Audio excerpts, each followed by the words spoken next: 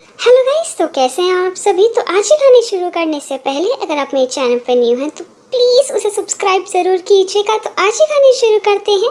ऐसी भाग्यवान बहू आई कि मेरी तो ज़िंदगी ही सुधर गई।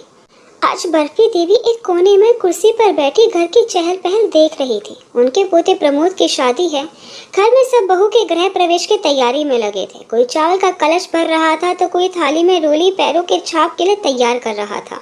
उनकी बहू दुर्गा ऐसे दमक रही थी कि नई नवेली दुल्हन वही हो। बर्फी देवी को वह दिन याद आ रहा था जब वह दुर्गा को अपने बेटे नरेंद्र के लिए पसंद करके लाई थी। सहमी सी, शर्माई सी, सुंदर सी दुर्गा उन्हें भा गई थी। नरेंद्र उनका इकलौता बेटा था। सोचा बहू आएगी तो बेटी की कमी भी पूरी हो जाएगी। बहुत अच्छा व्यापार था नरेंद्र के पिताजी का और दुर्गा एक मध्यम वर्गीय परिवार की बेटी थी। उनकी 3 बहनें थी और एक छोटा भाई। दुर्गा उनमें सबसे बड़ी थी। पर हमें तो घर के लिए एक सुशील बहू की तमन्ना थी। पैसों की कोई कमी नहीं थी। घर में दुर्गा के आने से घर में रौनक हो गई थी। बहुत ही होशियार समझदार थी दुर्गा। घर के सारे कामों में निपुण थी। फिर 2 साल बाद दुर्गा की एक बेटी हुई जिसका नाम रखा प्रेषा और उसके 3 साल बाद बेटा प्रमोद। घर में किलकारियां गूंजने लगी। लगा हमारी तपस्या सफल हो गई और कुछ ही दिनों में बहू के हाथों में घर की चाबी संभलवा दी। कहा, ले बेटा चाबी, अब तुम संभालो अपना घर। बस यहीं पर ही भूल हो गई। चाबी मिलने के बाद 6 महीने में ही बहू ने अपने रंग बदलने शुरू कर दिए।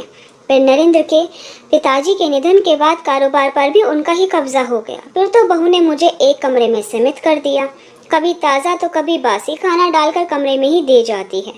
बेटा भी पूरी तरह से उसकी मुट्ठी में हो गया था। पर क्या करे, इंसान को इतने जिंदगी है, जीना तो पड़ता ही है। बच्चे बड़े हुए पर दादी के पास नहीं आते या उनकी माँ ही नहीं आने देती थी। फिर एक दिन पता चला बेटी का रिश्ता तय कर आए हैं। 1 महीने बाद शादी है। सब रिश्तेदार आए तो बहू ने ऐसा व्यवहार करा कि जैसे वह तो अपनी सासू माँ से पूछे बिना कोई भी काम नहीं करती है। 2-4 दिन इतने रिश्तेदार रहे। बढ़िया गर्मा गर्म खाना खाने को मिला। सोचा चलो क्या पता अब बहू का मन बदल जाए। पर रिश्तेदारों के जाने के बाद वही फिर पुराने काम शुरू हो गए और आज 2 साल बाद पोते की शादी है। पोता तो कभी कभी मम्मी से छुपकर मुझसे मिलने आ जाता था और जब से उसकी नौकरी लगी थी तो 1-2 चीज़ें अपनी माँ से छुपाकर खाने के लिए भी मुझे दे जाता था। पर अपनी मम्मी के सामने उसकी कुछ कहने की हिम्मत नहीं होती थी। पर बर्फी देवी सोच रही थी कि शादी के बाद तो बेटा बदल गया, पोते को तो इतनी ज़्यादा ममता भी नहीं है मुझसे। और सुना है उसकी पत्नी बहुत पढ़ी लिखी, सुंदर और नौकरी भी करती है और बहुत बड़े घर की बेटी है, तो उससे तो कुछ उम्मीद करना ही बेकार है। इतनी देर में सब शोर करने लगे कि बहू आ गई। तो मैंने भी देखा पोते प्रमोद के साथ खड़ी दुल्हन बिल्कुल गुड़िया लग रही थी। खुशी नाम था उसका। सासू माँ ने उनकी आरती उतारकर बहू का गृह प्रवेश करवाया। फिर बाकी रस्में पूरी करी और कमरे में आराम करने भेज दिया। अगले दिन दोनों हनीमून पर चले गए और 10 दिन के बाद वहाँ से आए। वह सबके लिए गिफ्ट लाए थे, सासू माँ, ससुर, ननद, नंदोई। फिर खुशी ने पूछा दादी जी कहाँ हैं। तो सासू माँ ने कहा बेटा वह अपने कमरे में आराम कर रही है। तो पोता बहू ने कहा मैं उनके लिए शॉल लाई हूँ, अभी देकर आती हूँ। तो देखा मैं लेटी थी तो पोता बहू खुशी बोली, दादी जी मैं आपके लिए शॉल लाई हूँ, देखिए आपको कैसा लगा। यह देखकर मैं बहुत खुश हुई और बहू को खूब खूब आशीर्वाद दिए। फिर खुशी बाहर आ जाती है तो सासू माँ कहती है खुशी बेटा कल सुबह पहली रसोई का नेक करना है। तो वह कहती है ठीक है मम्मी जी, आप बता दीजिएगा कि क्या क्या बनाना है। तो सासू माँ कहती हैं छोले, पूरी, रायता, आलू गोभी और हलवा बना लेना और सलाद काट लेना। तो खुशी कहती है ठीक है मम्मी जी, और वह अपने कमरे में आकर सो जाती है। खुशी सुबह सबके लिए खाना तैयार कर डाइनिंग टेबल पर लगा देती है। तो सासू माँ, प्रमोद, उसके पापा, बेटी, जमाई सबको बुला लेते हैं। तो खुशी कहती है मम्मी जी वह दादी जी। तो सासू माँ कहती है बेटा उनके घुटनों में दर्द रहता है, बाद में मैं कमरे में उन्हें खाना दे आऊँगी। तो बहू कहती है अरे मम्मी जी आप चिंता मत करिए, मैं आराम से उन्हें यहाँ बाहर ले आऊँगी, वह सबके साथ बैठकर खाएंगी तो उन्हें भी अच्छा लगेगा। दुर्गा देवी सोचती हैं कर ले, 1-2 दिन के चोचले हैं, फिर तो बहू ऑफिस चली जाया करेगी। वह दादी जी को सहारा देकर डाइनिंग टेबल की कुर्सी पर बैठा देती है और सबसे पहले उनकी प्लेट लगाती है। तो वह कहती है बेटा मैं बाद में खा लूँगी। तो बहू कहती है क्यों दादी जी, आप तो घर की बड़ी हैं तो पहले तो आप ही खाएंगी। वह गर्मा गर्म पूरी एक एक करके उन्हें परोसती हैं। बर्फी देवी की आंखों से आंसू आ जाते हैं। तो खुशी ने पूछा क्या हुआ दादी जी, ज़्यादा तीखा हो गया क्या? तो दादी कहती नहीं, मैं सोच रही थी तुम्हारे दादाजी आज होते तो कितने खुश होते। बर्फी देवी ने इतना बढ़िया खाना इतने प्यार से पता नहीं कितने सालों में खाया था।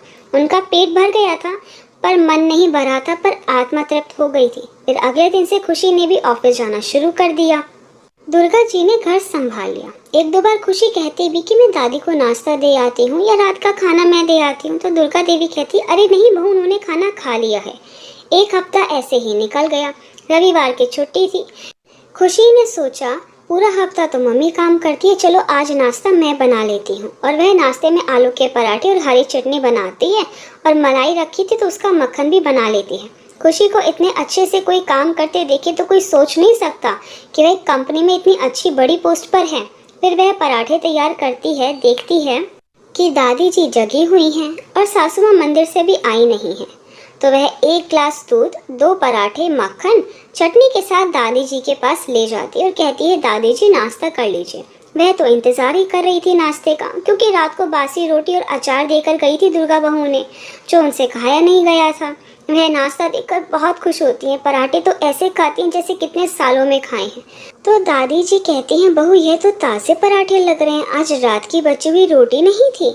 मक्खन और चटनी तो बहुत ही स्वाद है। दूध का तो स्वाद ही भूल गई थी वह। सारा नाश्ता चट कर जाते हैं। फिर उन्हें ऐसा लगता है कि कहीं उन्होंने कुछ गलत तो नहीं कह दिया। फिर कहती अरे नहीं नहीं, वो तो ना मैं मजाक कर रही थी बासी रोटी के बारे में। पर खुशी के समझ में नहीं आता और दादी जी को खाता देख सोच रही थी कि ऐसे क्यों खा रही हैं जैसे कितने समय बाद खाए हैं। फिर वह बाकी सबके लिए पराठे बनाने लगती है। इतनी देर में दुर्गा जी भी मंदिर से आ जाती है और कहती है अरे खुशी तुम इतनी जल्दी उठ गई, मैंने सोचा छुट्टी है सब लेट उठेंगे तो इतने में मंदिर चली गई। तो खुशी कहती है अरे मम्मी जी पूरा हफ्ता तो आप ही काम करती हैं, सोचा आज मैं नाश्ता बना लेती हूँ, आप बैठो मैं नाश्ता लेकर आती हूँ। फिर प्रमोद, उसके पापा नरेंद्र भी आ जाते हैं। सब नाश्ता करते और अपने कमरे में चले जाते हैं। खुशी को कमरे में जाकर याद आता है कि वह मम्मी जी को तो यह बताना भूल ही गई कि दादी जी ने भी नाश्ता कर लिया है, कहीं मम्मी जी दोबारा नाश्ता ना बनाने लगे। वह कमरे से बाहर निकलती है तो देखती है सासू माँ दादी जी के कमरे से बाहर निकल रही है। उनके हाथ में एक प्लेट है, उसमें 2 रात की बची हुई रोटी और अचार रखा है और एक पुराने कप में चाय थी।